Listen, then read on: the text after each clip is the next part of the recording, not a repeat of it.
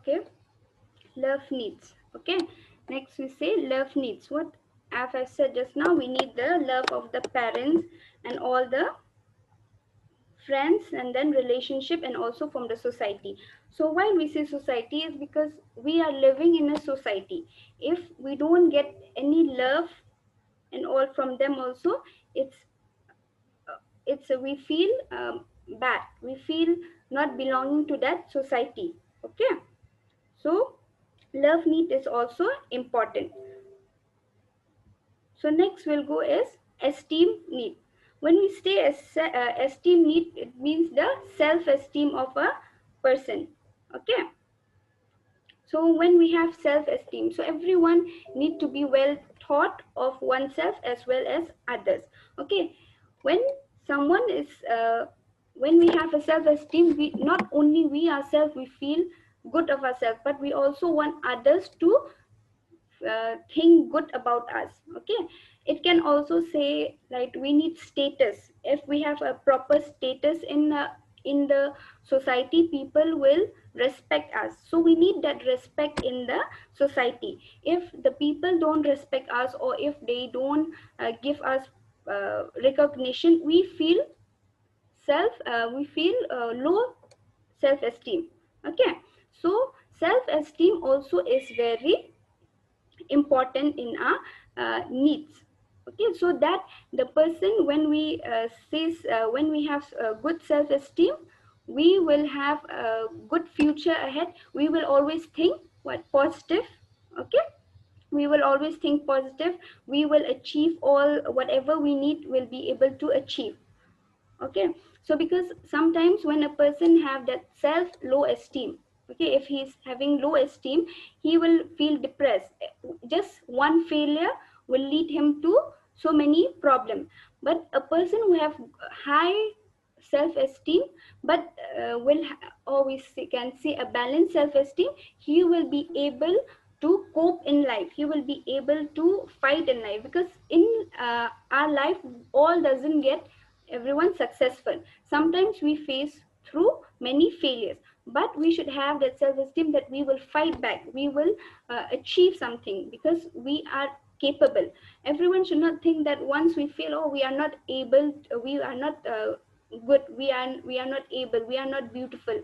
Okay, sometimes some, I'll give example. If a girl is not so much beautiful, a bit dark skin on, we tend to become what else, low self-esteem, because just because 1 or 2% say that you are not beautiful, we should not think that we are not beautiful.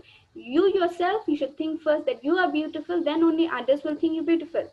Okay, for example, for a boy, they will say that you are not strong, you are like this, like that. We should not listen to what people say. We should ourselves have that self-esteem that we are good, we are beautiful, we are strong, everything.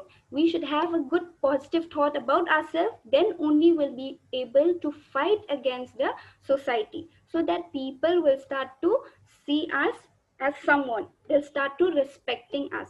But too much high, or we say grandest self-esteem is not good. Okay, sometimes some people have too much what to say, ego, we can say ego. If they have too much ego, that also is not good. We should have a proper, like just a balance of that self-esteem. Okay, nor it should be too low, nor it should be too high, it should be balanced, so that we will be able to have a proper balance in our life. Okay, so now we'll go on to the last one, self-actualization needs. When we say self-actualization, it means to recognize our own potential. Okay, need to be self-fulfilled, learn, create, understand, and experience one's potential. So actualization, when we say we realize, we can say in other words, we realize what we are capable of. Okay, ourselves, what we are capable of ourselves, what we can do in our life. So sometimes some people may be good in studies, they will excel in the studies, they will be a topper, they will be achieving so many goals. But some students may have another potential, like they will be good in sports, or they might be good in painting, they might be good in other curricular. Okay, so they should not be demoted. Okay, they should feel good in what they have that potential. They should excel in what they have potential. For example, if one person is good in studies, the other is not good, uh, but he's good in dancing. So sometimes we should understand ourselves. We should know that what we are potential of. We should not feel bad that, oh, we are not good in studies, we can't do anything. It's not that. Everyone has their own potential. So you should understand your own potential in life, so that you will be able to excel in life. Okay, you should so that you'll be more motivated. Okay, this self actualization, it's not, doesn't need to be very doesn't determine one's life. Okay, it doesn't determine one's life, but it gives us a motivation. Okay, a motivation to strive more in our life. Okay, we should be happy with what we are. We should be happy of what we have, our potential. Okay, for example, studies, everyone has to be excel in their studies. They have to pass, but doesn't mean that if you are getting low marks, okay, you strive to get at least a marks which you are capable of. Everyone doesn't cannot be able to get a distinction, or cannot be able to be the topper of the class, but whatever potential you have, little, you try to strive to be something in life. Okay, so have you understand about the hierarchy of needs, everyone?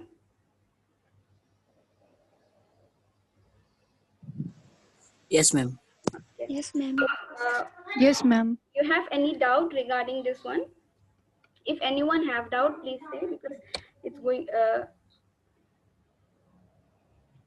no. Okay, I'll go next. So illness or risk for illness occurs when people are unable to satisfy one or more of their basic needs independently. Okay, so as I've told, if we don't get air, proper air, we will not be able to breathe, or we will not be able to alive. So it can lead to many illness like breathing difficulty. We have suffocation and all. Okay, if no proper air, then if no proper food, we will get malnutrition. Okay, if no proper water, we have dehydration. Okay, if no proper elimination, they can lead to kidney disease. Okay, why? Because kidney help in the excretion of all the waste product, right? So if all the waste are accumulated in our body, so it can affect some of the organs of our body. So illness and risk for illness also occurs if we can't satisfy these needs in our body or in our life. Okay, not only physiological needs, but love needs. As I have said, if there's, we don't get proper love, we don't have a good self-esteem, we don't have self-actualization, these can lead to many mental problems. Okay, mentally will be disturbed, like will have depression. Okay, and if once people start having depression, if there's no help, they tend to reach to a very more serious problem, that is suicide. Okay, so these all also we need in our life. So illness may modify a person's perception of his or her needs. As a result, the client's need priority may differ from what you would expect. Okay, so when illness occurs, sometimes a person needs, it can be differ, it can have another priority. Okay, so illness or injury may present a block or obstacle to the meeting of needs. So when we have an illness, sometimes it can lead an obstacle in our life. So meeting needs is a process, it is never static. In addition, needs are interrelated and some needs depend on others. As I've said here, meeting needs a process. It's a process. It goes step by step. It never stays in the same, and needs are interrelated. So as you have seen, only it's a ladder. So obviously it's interrelated to one another. Okay, and some need depends on other, like love need. Okay, self-respect.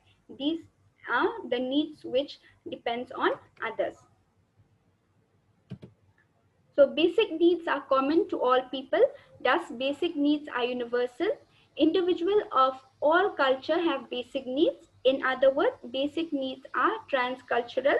Across all culture, needs can be satisfied or they can be blocked during time of illness. So as I said from the beginning itself in the introduction, basic needs are common to all people.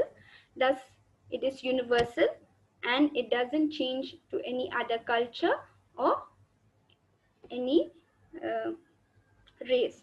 Okay. So have you understand till there?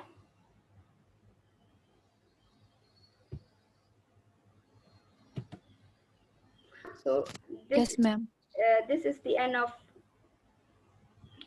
the class for Ma'am, yes. ma'am, meeting needs about meeting needs Meeting needs. previous slide. Meeting needs means what do you to say this part? Yes, ma'am. Meeting. Ma'am, meeting needs. Meeting needs. Meeting needs is just we meet all the needs of the people. Okay, it's a process. Like meeting needs, like as I said, only meeting needs of a patient is meeting needs of the people. All the needs which we need in a daily life, that only should be meet. When we say meeting, it's like getting something, right? Needs are all the needs which I have told you, from physiological needs and safety needs, then comes the love needs, esteem needs, then actualization needs. So all these are the needs. So meeting needs is a process, so it doesn't stay the same. So for example, from the small time we need food to eat, we need place to stay, we need love. As we grow up, we need the love of the for example, I'll give you love. We need when we are small, we need more love of our parents. As the time grows, we need more love of our friends, right? Then as we grow and as an adult, we have a personal relationship, all the love from there. Okay, as we go more become old, then the love of our children and all. Okay, these are meeting the needs. So that's why it's a process. As we go from childhood to adulthood, it is a process. It never stays in the same. It is never static. It means never stays in the same. Okay, Okay, ma'am. Thank you. anything else?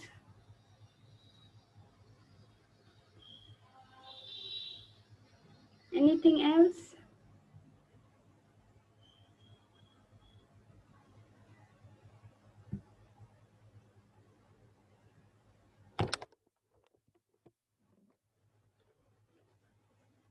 Any one of you want to ask some more questions? Or if everyone understand? Okay, for today I'll end there then. I hope you have understand about all the meeting the needs of the patient. So next class I'll be taking regarding the in detail regarding the physiological needs. Okay, and one more will be psychological needs. So thank you everyone and have a good day. Thank Okay, you, ma'am. ma'am. Thank you. Thank you, ma'am.